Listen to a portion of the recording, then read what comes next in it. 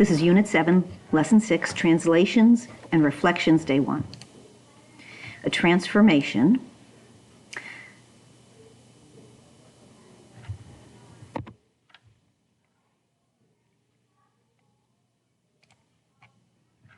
This is Unit 7, Lesson 6, Translations and Reflections, Day 1. A transformation is an operation that maps an original geometric figure that we call the pre-image onto a new geometric figure called the after-image. The figure that we start with is called the original figure, and it's also called the pre-image.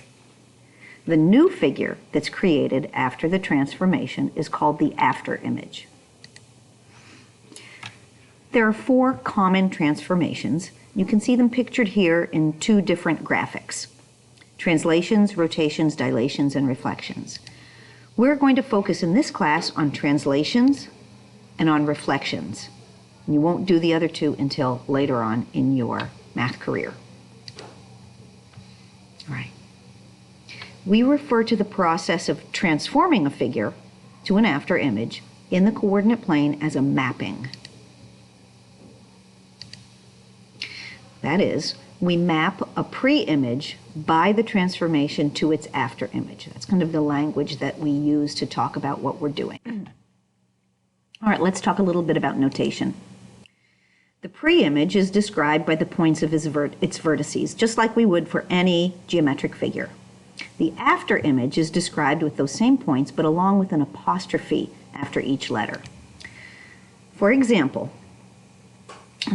what's pictured at the right is a type of transformation called a reflection, and the pre-image is the starting figure. That's the one in black, and we would name that like we normally would, quadrilateral DFGH. Okay? And then our transformation that's a reflection is going to make the new figure that's in the bright blue. And you can see that's the after image, and you can see the notation as I've written it that has D, F, G, and H with those apostrophes after each of the vertice letters. So the way you would read this after image is using the word prime in place of the apostrophe. So you would say quadrilateral D prime, F prime, G prime, H prime. All right, the first type of transformation that we're going to learn about is called a translation. A translation is a transformation that slides all the points of a figure the same distance and the same direction. Here is a little video example. So we're starting with triangle ABC, and we're mapping it to triangle A prime, B prime, C prime by a translation. All right, we describe a translation by how far up or down and how far left or right that we're sliding the figure. So you can see in this case, again, another triangle ABC is being mapped to triangle A prime, B prime, C prime. And what we did was we moved every single point 5 units to the right and 3 units down. And so that's how we would describe our translation. We're going to get into some different notation in the next lesson, but for now, that's how we're going to describe it. Example 1, Example 1. We're going to translate the figure 4 units down, 3 units to the left.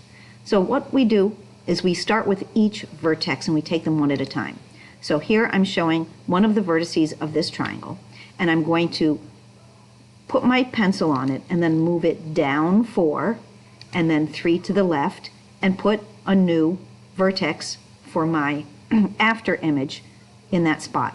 And I'm going to do that for every single vertice. So there's another one. We're going to go down 4 and 3 to the left. So I put my new point there, and then go to the remaining vertex, and then we're going to go down 4, 3 to the left, put our new vertex there. Now you can see we've got the 3 vertices of that triangle.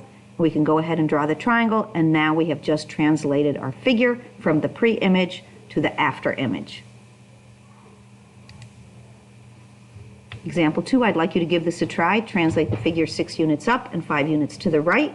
Pause the video and then restart when you are ready to check your answer.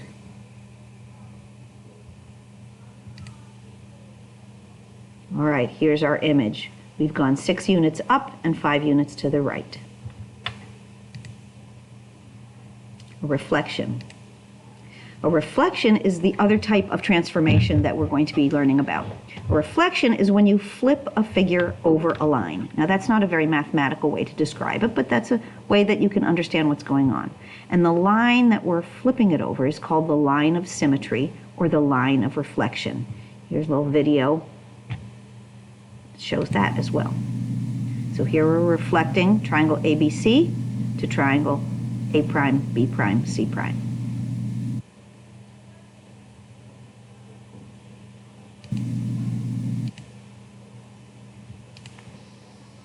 All right, in this course, we're going to focus on reflections in the coordinate plane that are reflections across the x-axis or across the y-axis. There's some other ways to reflect, but we're not going to get into those until a later math course. So what I'm saying really is that the x-axis or the y-axis is going to be our line of symmetry. Here's a visual that shows a reflection of this triangle across the y-axis. There's our y-axis, and so you can see that's the line of symmetry, and that triangle was flipped right across it. And here's a visual that shows a reflection across the x-axis. There's our x-axis going horizontally, and that triangle was flipped across that horizontal line.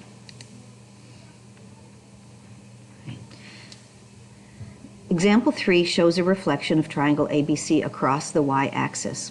Now, it's important for you to figure out which is the pre-image and which is the after image, and you can do that by looking at the vertex labels and see which has the apostrophe and which doesn't.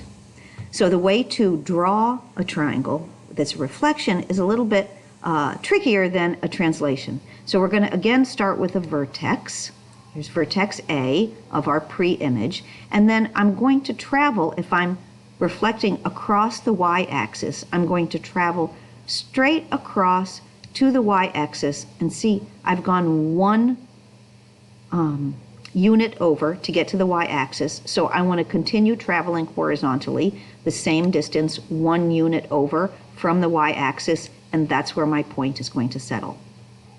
I'm going to go to my next vertex B, and you can see that it takes 5 units to get across to the y-axis, and so I want to then continue traveling another 5 units to get to the vertex from my after image. And then I go to my third vertex.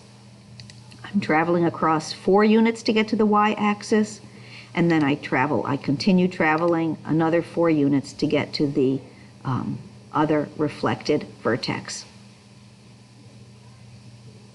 This is the procedure when we're reflecting across the y-axis, and we would do the same process across the x-axis, except we'd be traveling up or down, because reflecting across the x-axis goes in the other direction. All right, example 4, I'd like you to reflect quadrilateral DEFG across the y-axis. Pause the video, see how you do, and then come back.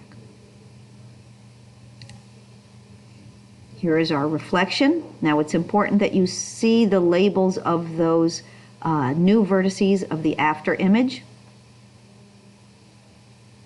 and those are labeled with the apostrophes. Example 5, try this one reflecting across the x-axis.